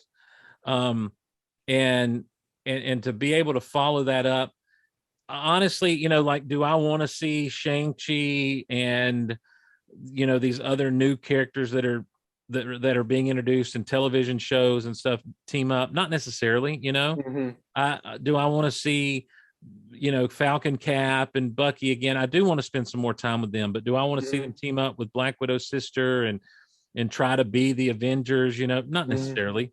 But as long as these movies keep kind of surprising me the way Shang-Chi did, I mean, I'm there. I don't know that I'll have the investment in some of these when you get to Shang-Chi, you're beyond a secondary level. Right. You're in third and fourth tier character level. Yeah. Right. But as long as they keep me invested in them, sure. I'm looking forward to, a lot of what they have on their slate. We talked last time about the Spider-Man trailer, and that's coming out in December. I'm really interested in what that movie is going to shape up to be. This Hawkeye series, did you see the trailer for the Hawkeye? I saw it. I don't know on what level I did. I don't think I had volume on it. I kind of got interrupted while it was going on. Okay. You need to check it out. We won't litigate it or play it here, but it's another show that I don't think that I'm going to care about, but then I'm watching this thing and Jeremy Renner's all over it, and and it looks fun. It looks like it's got some heart to it. It is the consequences of him being Ronin in the original deal. So I think that it may end up being a pretty fun show. I'm and it's going to be out around Christmas time, I think, in the end of November. So right. so I like Jeremy Renner. I don't know a lot about him, but he always gives me a sense of being a good person. And he's got a fun presence on screen. He's got a really good presence on screen, as Hawkeye, but also like he was in that Mission Impossible movie, and I think he was in a Bourne movie that I haven't seen. Yeah. But like he's just got something about him that I like. He was in that movie Tag with Andy Bernard from The Office, and Ed Helms is his name. And who else was in that? Anyhow, the whole thing is about the guys that are playing tag, the same game of tag they've been playing for like 30 years. And so when he's never been tagged, and so when he comes on the scene, like he's doing some Hawkeye level stuff. He's sliding over tables and doing mad dodges and everything. And so when he came on, it was pretty cool. I want to show you this real quick. You asked me today what's in that briefcase. And so this is the briefcase. It does open, and there is money. Oh, nice. Well, hold on. Let me get it right the way up. There you go. That's cool. I like that. And you can take it out and, fill it up if you want to. So, right. So there that is. Fun. Now, I'm going to try to do this here. Let me see. You remember how it looked a while ago, about twice as tall, right? as some MCU figures. Here we go. Let me transition this over. Oh, nice. So there he goes with those extra legs on. That is great. Trying to swing up to him. That is sweet. So, and for everyone asking, there's your Death Star behind the background and an ad. Oh, yeah. You got it going on. Look at that stilt man. Yeah, there he is. Lucas is back. Good deal. Did you get the homework done, Lucas? Yes. Ninth graders. Had to read a couple of selections and points of contrast, and I was like, "Come on, kid, you got to do better." So there's Spidey going to take him on with his whip. Dude, how tall is that guy? Well, there is the guardsman there next to him. Okay, so you're looking at probably 1.5 feet. The legs themselves are as tall, about 1.5 feet, maybe a little over. Yeah, maybe a little under 1.5 feet. Yeah, it's kind of scary. Probably, maybe because he stood with the with the just the one segment on. He stands almost as tall as the Toy Biz Build-A-Figure Galactus. Okay. I should have pulled him over here for. We got this guy. Meant to show you this. I think I told you about him. Oh, nice. The movie's coming out, and everybody's going to be wanting these guys. Yeah. The comic version here. Is Morbius still coming out? When is my understanding? Yeah, it's still coming out. That's the one that in that trailer they showed the Vulture, right? Yeah. Michael Keaton as Vulture. Mm-hmm. And then Carnage is Let There Be Carnage. Is that still on its way, or did they push that back again? I'm not sure about that one.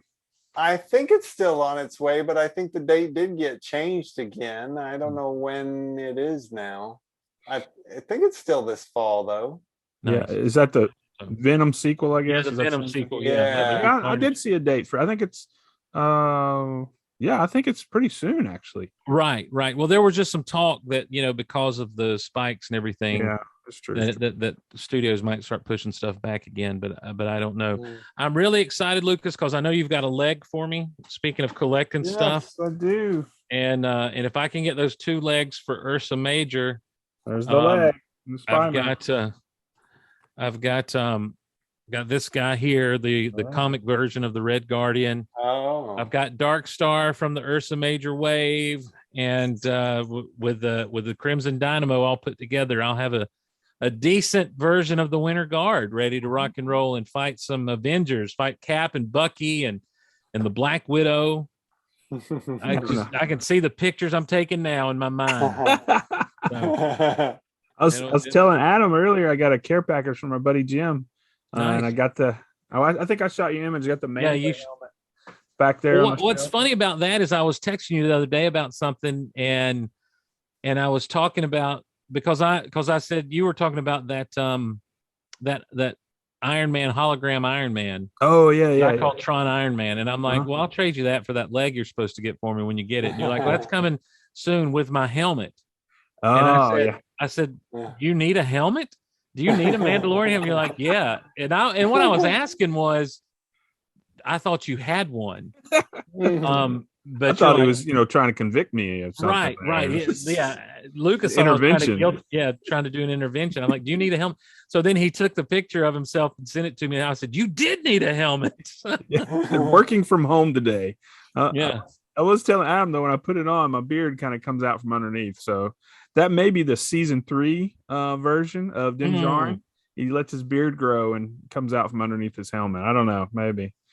This is kind of it looks cool, man. It really does. It looks cool. So I think that you should should definitely keep it. Sunday as I'm up there, I may put it up on the podium up there as I'm preaching. That'd be nice. So that's that may be a little over the top. Maybe. Yeah. Well, you know what? You might have some folks. Yeah, maybe think something's going on with you.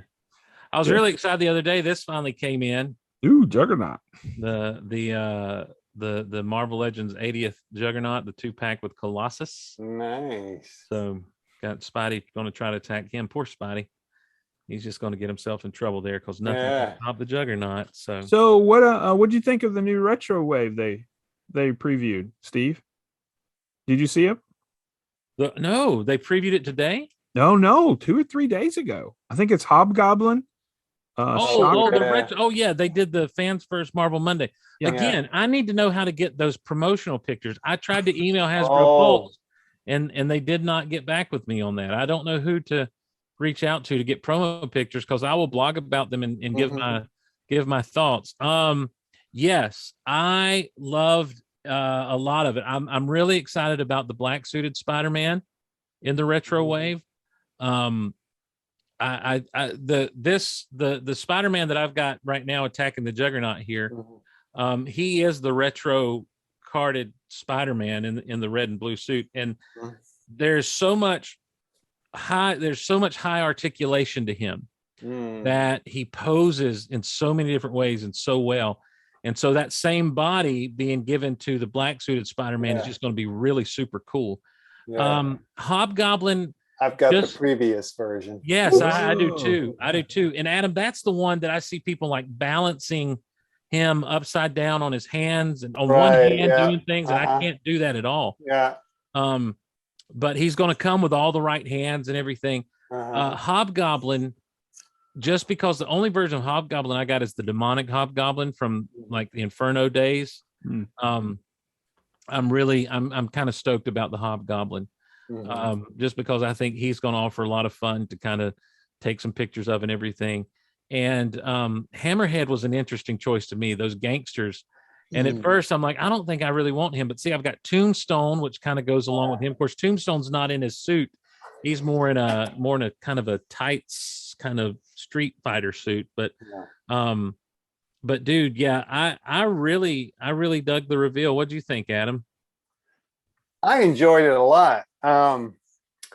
Problem I'm having is what happens at the end of summer, early fall every year is we're just so inundated with so many different waves of things that I want.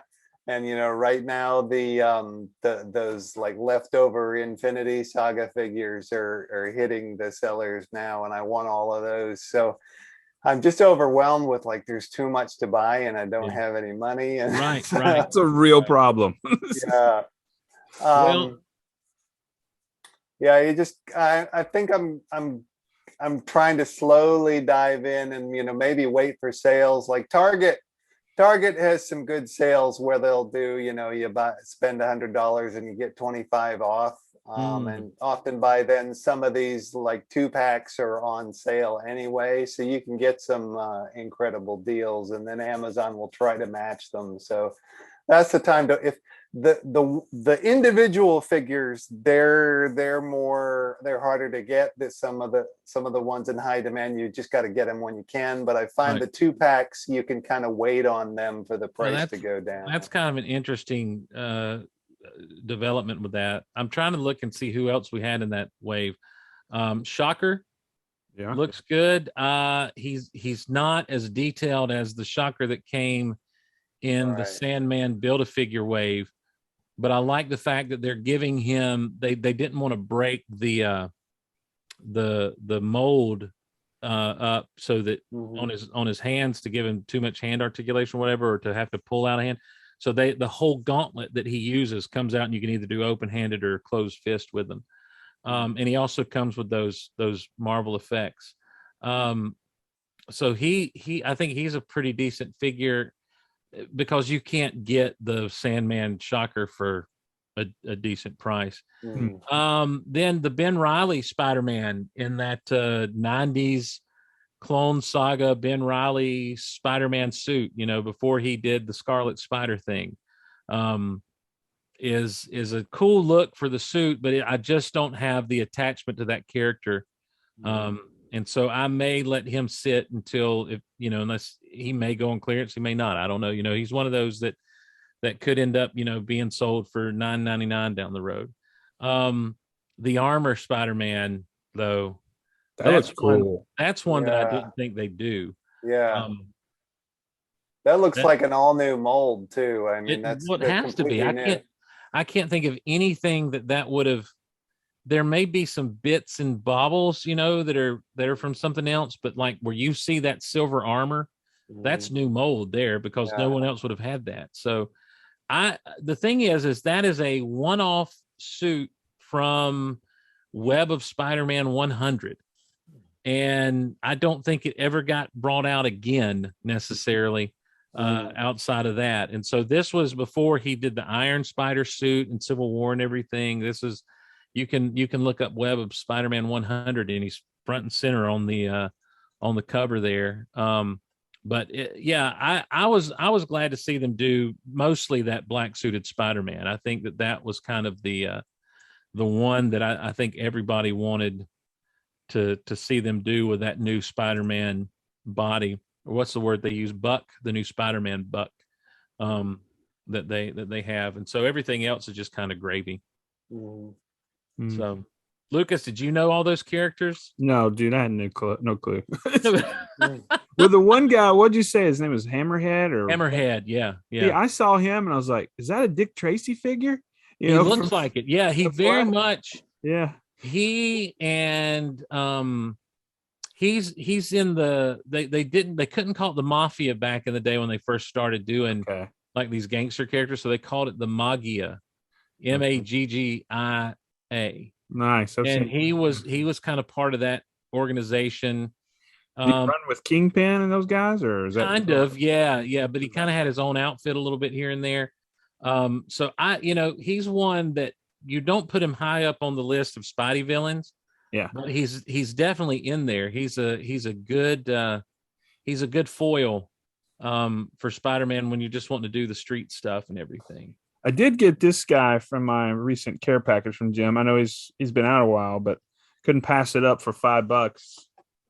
This guy. Nice. Yes. I know you've got him already. So I love the Mysterio. Yeah. Well, I got one from him for $5 too, because I wanted to pop him open and I want to get a wired cape for him. But there's a process you have to go through to kind of do all that. And so since his bubbles are attached, I'm even thinking about trying to make my own deal if I can find a little bit of cloth. And it's stupid for me to even consider that I might be able to do it, but I'm like, maybe I can. But because Mysterio with a good wired cape look, I mean, like that's going to be an awesome look for him. So and if you do, and if I get a more of a purple piece of cloth, it's actually purple. And I've seen people do it. I've seen people do some tutorials for these wired capes online where instead of trying to sew, they use fabric glue and kind of fold things up and kind of hide the seams and stuff through that. And if I can cut this thing just right, and because everyone I've seen do it, there's a big old, almost a scarf that comes up around his bubble, and it looks a little ganky. So I'm gonna see if I can't, maybe in my spare time, whenever I have some, try to piddle with that. Adam, I gotta tell you this, man. I used to not have any Marvel Legends figures. You can't blame me. You can't sit here and blame me. You can't blame me, Lucas. No, okay. So I started watching what is it? Falcon and Winter Soldier. So And then when they came out with that wave, I was like, I really like those. So I got those. But at the time, we were doing some lunch with Chewies in the cantina. And Steve was, he was working through some things with the Star Wars. And I thought, hey, my buddy's coming over. He's going to hang out. We're going to do this. I need to get him a Marvel Legend to play with and pose. So that was my excuse for buying some, so Steve could have something to play with. So now I've got a couple of shelves and bleeding into a third shelf of Marvel. Because Lucas wouldn't let me play with his Black Series figures. No. Well, I let him one time, and he was just like, "This is like no fun." That's not true. I had the Bad Batch guy. I know, but I could tell that you didn't have the joy and delight in your heart when you were posing him. I think it is the armor on those clones. Yeah, he wasn't as moldable as the I guess when you had Wolverine you were messing around with. I had Wolverine I was messing with that day. Yeah. You've done some pretty cool ones, but and She-Hulk. You messed around with She-Hulk. Yeah, She-Hulk. That was the first one. The second one was Wolverine. Yeah. This guy is a cool figure. This Colossus that came with that Juggernaut. But does this happen to you ever, Adam, or you, Lucas? When you get these things, there may be a joint that's just like practically locked, and you're scared you're going to break it. Yeah, a few of those, and I've got a few where like the foot just pops off very easily as well. I saw the guy Spectre Creative on YouTube. He says you fix it with heat. So you get some water boiling, and you pop it in the water for about 3 seconds and pull it out, and then let it dry off, and then it just kind of loosens. He explained the science behind it and everything, what happens to the plastic in the package and shipping. So I need to do that with this guy, but I've been embarrassed to pull him out and pull out a pot of, and I've got several like this. Then I just embarrassed to pull out, and my wife be like, "Why are you cooking your action figures?" I can see that would be an interesting conversation. What are you doing? Why are there action figures in the boiling water? But he says don't leave them in long, like 3 seconds. Yeah, that same principle with vintage Star Wars. You want to pop? Well, what was it? The Craftsman? Seeing him do that, Craftsman. Yeah, he'd pop them in there just real quick, and then pop. The heads would pop off, the legs, everything, real quick off the torso, and then you can do some customizing work and stuff like that. Ah, interesting. Yeah. Get them back on. That's the challenge. Well, right. So, well, I think you just heat them back up again. Yeah, but I could never get it to work as well. Well, guys, any other thoughts about What If or Shang-Chi or Black Widow? I don't do a good job of reviewing things a lot of times because I'm just like, and this was awesome, and this was great, and this was wonderful, especially with these Marvel movies because I found myself just consistently enjoying them, which Shang-Chi was a surprise for me. Yeah. Same, yeah. I missed a little bit because I was doing homework, but one of the things I want you guys to think about, and don't have to make any declarative statements. I know we've got 2 shows left. I'd like to keep doing this, on a regular basis. So just be thinking about that, how that works for your schedules. Sure. So I look forward to it. So, but it's been fun. So I know we got 2 more, and can't wait to see what this next week holds in store for us. So. Hey, what? It's one of those things. It's like you want to have content. That's what you want to have. Yeah, for sure. Have content. So do we know what's in the pipe? What's coming down after, or is there anything? Hawkeye. That's one thing we talked about while you're gone. Did you see the Hawkeye trailer? Yeah. And that's dropping. Is that dropping around Thanksgiving or Christmas? It's in November. Yeah, around Thanksgiving. But I was just told it was someone in the chat. I think it was Brian Kent said it's set at Christmas. Oh, okay. Okay. Yeah. So Okay. that'll be pretty cool. Let me see. I want to see something here just real fast. Speaking of the YouTube and content, right now the Geek Out Loud channel has 296 subscribers. If you're not subscribed to the Geek Out Loud YouTube channel, we just need 4 more of you to hit 300, and we'll have a big 300 live stream celebration. The other night, I was on with the Rule the Galaxy podcast, as I said. And I got done with them about 9:00, and my wife was busy doing something else. And so I said, well, let's just keep it rolling. And I did something I wanted to do. And I did what I'm going to call, as I have opportunity to do them, called it the haul. And, I've been doing some comic book buying lately here and there. And, I've been digging through some of my old stuff and finding some old things. And so just really, just kind of walking through the books and saying, well, here is Fantastic Four number 246. this is a Doctor Doom thing. This is a pretty fun issue here. This is a cool cover with Galactus, and this is 257. And this is one of the first Fantastic Four comics I ever owned as a kid. Oh, okay. This isn't that copy, but it was and this is Frankie Ray is in this, Nova, as you can see right there on the cover. That's her. And so it opens up with a huge splash of her talking to Galactus. And this is like leading up to like the death of Doctor Doom. Here's a cool cover that I found. Fantastic Four 243. Ooh. It's like everybody versus Galactus. It'd be nice when you've got Galactus comes. You got Doctor. Oh man, look, you got Doctor Strange right there, Thor down there, down there. Cap is right there. Plus the Fantastic Four.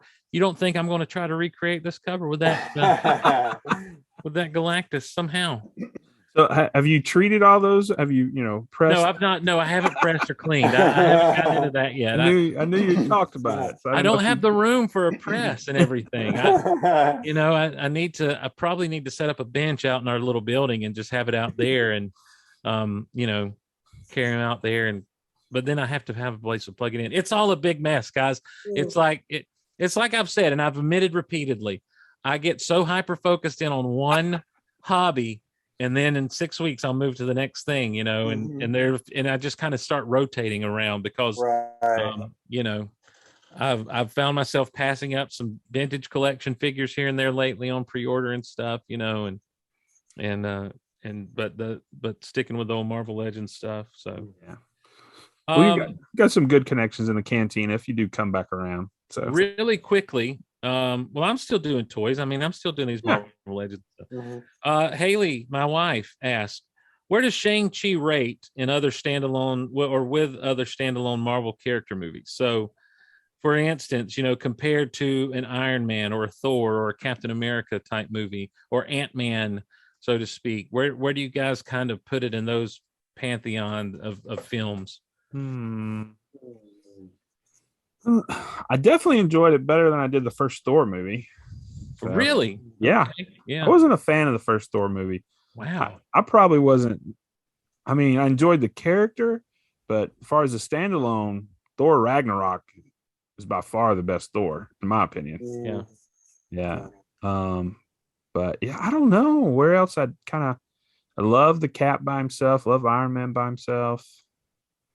Well, like, here's the thing. I think that first Iron Man movie it's almost like saying which Star Wars is your favorite. And everyone just kind of has to put Star Wars A New Hope over here to say, this is the one that started it all. Right. Obviously, it's super special. And I think Iron Man is very, very special because of what it kicked off. I don't think Shang-Chi has that impact that Iron Man had. But to me, I enjoyed it more than Doctor Strange, let's say. Yeah, I would agree. Yeah. For that standalone film. My sentimental favorite Marvel Cinematic Universe is the movie is The Incredible Hulk. Like, that's just because he's my favorite, and it was so good to see a good version of the Hulk on screen and everything. But I do think that there are a lot of people who'd put Shang-Chi above that movie. I know a lot of people they disregard Incredible Hulk for some reason. Which it doesn't get any better to me than them fighting down in Harlem and, doing all that stuff. But, so I don't know. I definitely don't put it above Iron Man. I don't necessarily put it above that first Thor. I love that first Thor. Really? Yeah. I don't know. Yeah. I wasn't crazy about it. So maybe, I don't know. Maybe I need to go back and take another look at it. You said you're going to do a watch through. I need to. I didn't say I was. I think you said you are. Well, let's do it. Hey, let's all do it. Whatever. Yeah. Hey, go ahead. Go ahead, Adam. Oh, I said we can do it. Yeah. I'm fine with it. Adam's down. Adam's down for show. Yeah. We need to just set up a calendar and say, okay, this is our course. Yeah. So, well, what about I tell you, to me, I don't want to like overhype it and say it's up there, but like I'm just kind of walking through, as far as where I enjoyed it. That's an interest because do you count Thor Ragnarok as a standalone Thor movie because Hulk's in there? Yeah, I don't know. Like I feel like it is primarily a Thor story. Sure. Yeah. Do you count Iron Man 2 as a standalone movie because Black Widow shows up? I don't know. Like, obviously, it's an Iron Man story. Yeah, on that logic, I would say that Ragnarok doesn't count. Yeah, I don't know. I'm not saying it doesn't. I'm saying like it depends on where you say. I think, to me, part of me is like, if it is that character is in the title and it's not Avengers, right? It's a standalone, because Captain America: Winter Soldier is primarily a Cap movie, but it's got Falcon and Black Widow in there with him. But to me, that's one of my favorite Marvel Cinematic Universe movies is Cap, the Winter Soldier. So, but as far as an origin story goes, I put it up there. I put it up there with the original three: Iron Man, Thor, and Captain America. I think. Yeah, that's fair. You know, like I say, I don't know about Doctor Strange. Maybe I enjoyed Ant-Man a little more. The humor's just so good in Ant-Man. Yeah. Well, the heart of Ant-Man, you know, with the daughter and you know, there's just something about all that. But Ant-Man was the thing about Ant-Man is, just like with Shang-Chi, it was such a surprise to me. I was just really surprised at how much I enjoyed it. Like, I had such low expectations for it, and then to come away just enjoying it as much as I did. Was Ant-Man, when it first released, was it released different than the rest of the MCU? For some reason, I was thinking I don't know. Maybe I'm thinking of the Spider-Man or something, because I know that was all that whole deal with Sony. But I was thinking it was outside of some kind of different. No, Ant-Man was Edgar Wright had originally really pushed for an Ant-Man movie. Okay, and so he was originally going to direct it and everything. This is the guy who did Shaun of the Dead and Hot Fuzz, and the movies with Simon Pegg, that trilogy of movies. And he was the one that really pushed for an Ant-Man movie and everything. Well, they had some creative differences in the making of it. I think that they wanted it to tie a little bit more into the MCU than he was having it, or something. I don't know. Okay. But they ended up with Peyton Reed coming in and directing. Peyton Reed, also the director of the season 2 finale, Mandalorian. Yes. That was a great special. Yeah. And so he came in and did Ant-Man. And like I say, just absolutely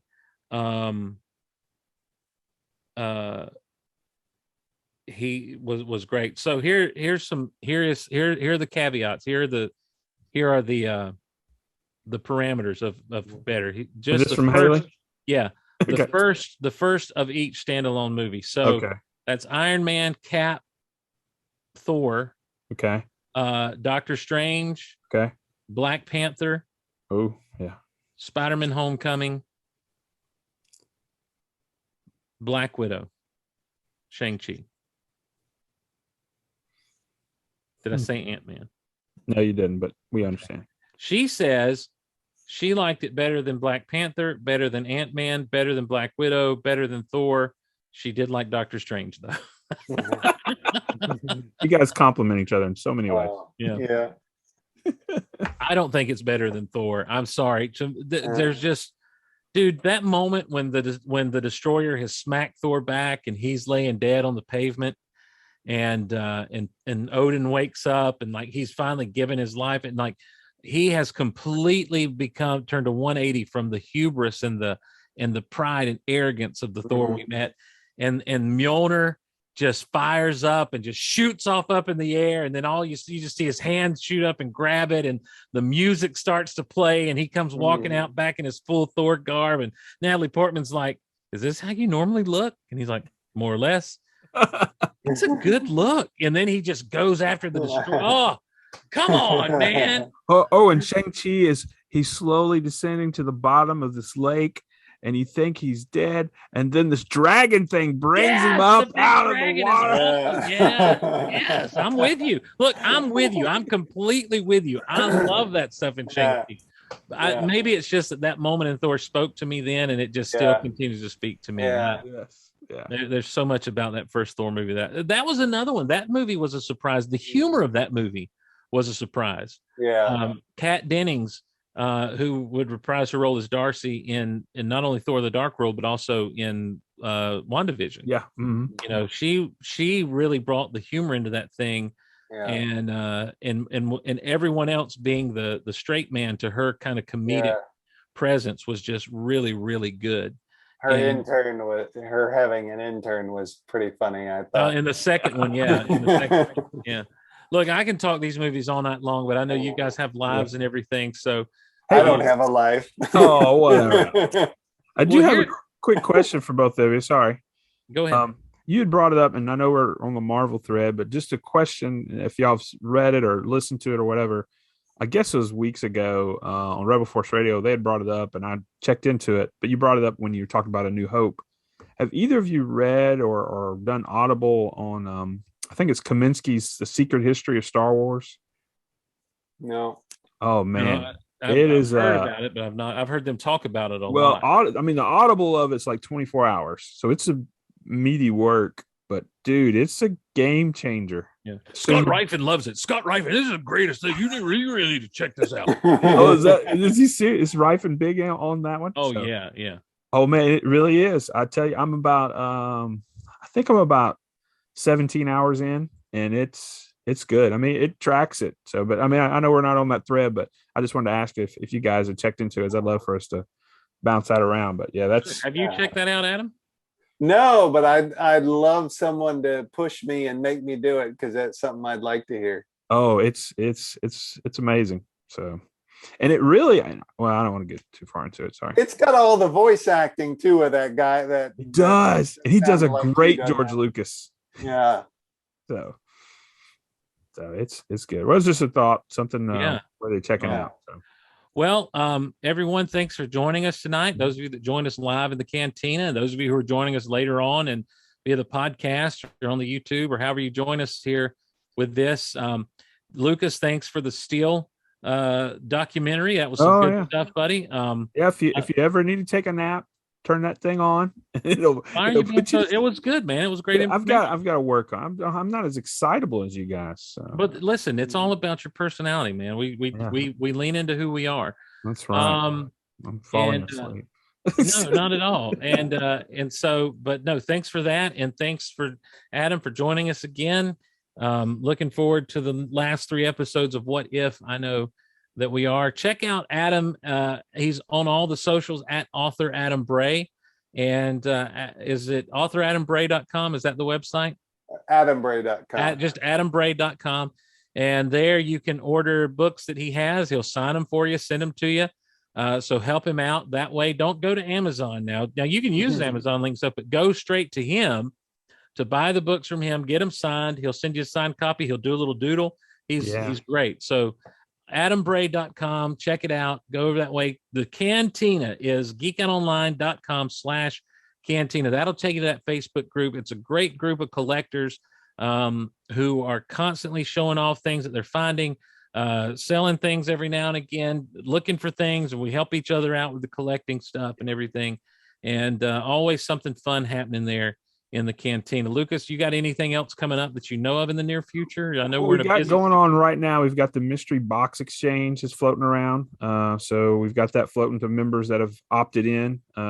It's made its first stop, and now it's on to its second stop. So we're excited to see what that person gets. We're using the same box, so it's kind of an experiment to see how long the box lasts through the postal service as well. But we are working towards having another cantina sale maybe here in the next couple of weeks, because I know that's something we hadn't done in a while, which is a lot of fun, using Zoom to sell different collectibles and everybody getting a chance to have some fun and kind of catch up. So, but yeah, we've got stuff on the horizon. Keep your eyes peeled. If you haven't joined the cantina, jump in there. We've got a lot of fun things happening there. It's a great community of collectors. I couldn't ask for a better group of guys and gals. So it's a good time over there. And of course, if you want to continue the good time and talk more about this kind of stuff on the Facebook, you can do so over in the Guardians of the Golaverse group. Just go to geekoutonline.com/group. If you haven't joined up yet, it's a private group. You'll be asked to answer a few questions, and generally we let you in if you listen to the shows. And so come on in. It's a really laid back, chill group. We have a good time. We don't get all up in arms about stupid stuff. We just kind of talk about and celebrate the things we love. The podcast is at geekoutpodcast.com, wherever you find podcasts. You can email us, geekoutonline@gmail.com, geekoutonline gmail.com. And I would love to receive some what if emails. Now, I want to make an apology to Justin Grant. I didn't reach out to him to have him on tonight. So, Justin, I do want to get him on because he is a comic book reader and knowledgeable, more knowledgeable than me in some of this stuff. I wish we had him tonight to talk some of the Marvel zombie stuff because I'm almost 100% sure he probably read it. So I would have loved to seen some of those connections to the comic series there that I never read and see what he had to say about them. But I want to get him on for sure because he's a good dude and he supports us over even at Patreon. And if you're in a position to support the podcast and everything we do at patreon.com/geekoutloud, we appreciate everyone's support there. I mentioned Adam's Amazon links, which you can use when you go visit adambray.com and buy his book from him personally now, not through the Amazon link. But you can also use Amazon links at geekoutonline.com and geekoutpodcast.com if you're so inclined, and we appreciate that. Everyone, thanks so much for joining us. For Lucas, for Adam, I'm Steve Glosson, and we'll see you around the Cantina and the Golaverse. Have a good one, everybody. Okay.